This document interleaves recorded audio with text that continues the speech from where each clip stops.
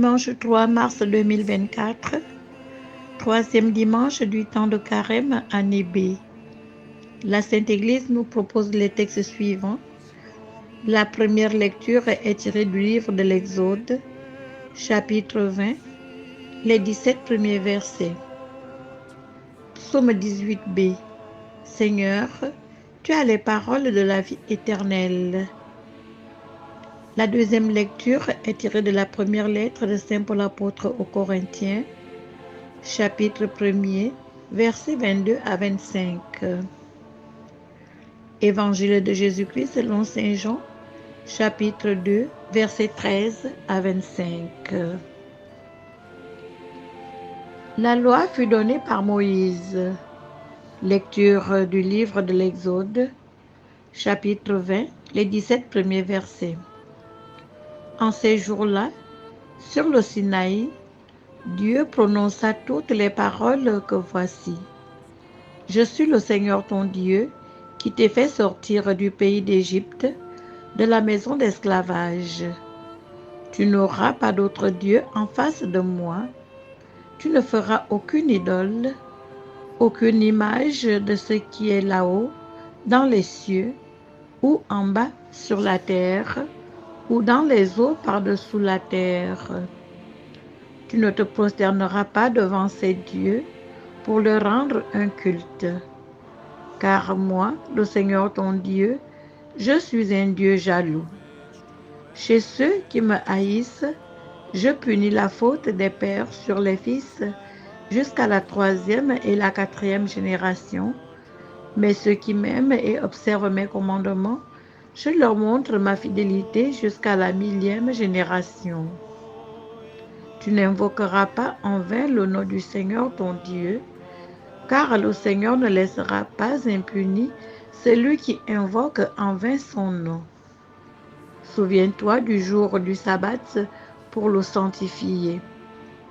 Pendant 6 jours, tu travailleras et tu feras tout ton ouvrage, mais le 7e jour est le jour du repos, sabbat en l'honneur du Seigneur ton Dieu. Tu ne feras aucun ouvrage, ni toi, ni ton fils, ni ta fille, ni ton serviteur, ni ta servante, ni tes bêtes, ni l'immigré qui est dans la ville. Car en 6 jours, le Seigneur a fait le ciel, la terre, la mer et tout ce qu'ils contiennent, mais il s'est reposé le 7e jour. C'est pourquoi le Seigneur a béni le jour du sabbat et l'a sanctifié. Honore ton père et ta mère, afin d'avoir longue vie sur la terre que te donne le Seigneur ton Dieu. Tu ne commettras pas de meurtre. Tu ne commettras pas d'adultère. Tu ne commettras pas de vol. Tu ne porteras pas de faux témoignages contre ton prochain. Tu ne convoiteras pas la maison de ton prochain. Tu ne convoiteras pas la femme de ton prochain, ni son serviteur, ni sa servante, ni son bœuf, ni son âne. Rien de ce qui lui appartient. Parole du Seigneur. Psaume 18b. Seigneur, tu as les paroles de la vie éternelle. La loi du Seigneur est parfaite, qui redonne vie. La charte du Seigneur est sûre, qui rend sages les simples. Les préceptes du Seigneur sont droits, ils réjouissent le cœur. Le commandement du Seigneur est limpide, il clarifie le regard. La crainte qu'il inspire est pure, elle est là pour toujours. Les décisions du Seigneur sont justes et vraiment équitables. Plus désirable que l'or, qu'une masse d'or fin, plus savoureuse que le miel qui coule des rayons. Seigneur, tu as les paroles de la vie éternelle. Nous proclamons un Messie crucifié, scandale pour les hommes, mais pour ceux que Dieu appelle, il est sagesse de Dieu. Lecture de la première lettre de Saint Paul apôtre aux Corinthiens, chapitre 1er, versets 22 à 25. Frères, Alors que les Juifs réclament des signes miraculeux et que les Grecs recherchent une sagesse, nous proclamons un Messie crucifié, scandale pour les Juifs, folie pour les nations païennes. Mais pour ceux que Dieu appelle, qu'ils soient juifs ou grecs, ce Messie, ce Christ, est puissance de Dieu et sagesse de Dieu. Car ce qui est folie de Dieu est plus sage que les hommes, et ce qui est faiblesse de Dieu est plus fort que les hommes. Parole du Seigneur. Gloire au Christ, sagesse éternelle du Dieu vivant. Gloire à toi, Seigneur. Dieu a tellement aimé le monde qu'il a donné son Fils unique afin que ceux qui croient en lui aient la vie éternelle. Gloire au Christ, sagesse éternelle du Dieu vivant. Gloire à toi, Seigneur. Détruisez ce sanctuaire et en 3 jours je le relèverai. Évangile de Jésus-Christ selon Saint Jean, chapitre 2, versets 13 à 25. Comme la Pâque juive était proche, Jésus monta à Jérusalem.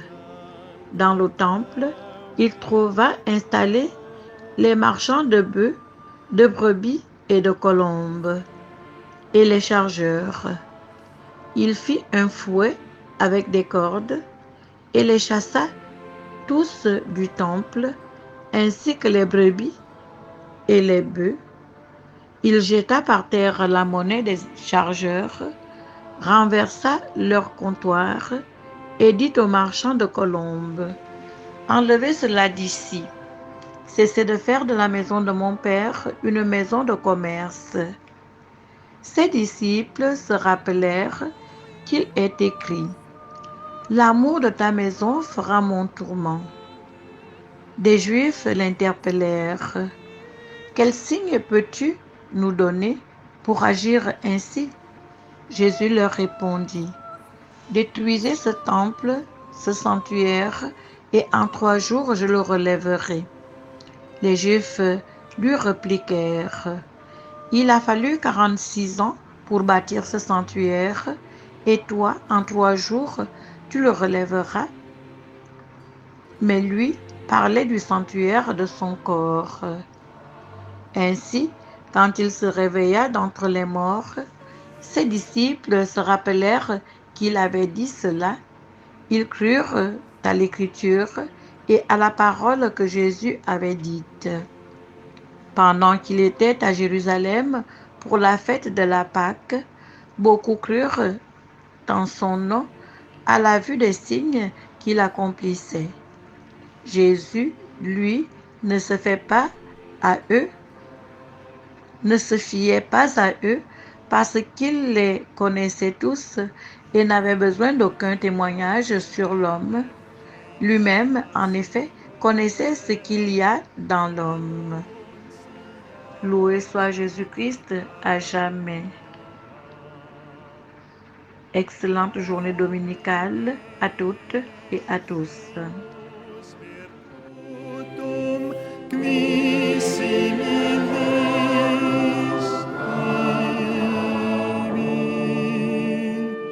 Benedictus Dominus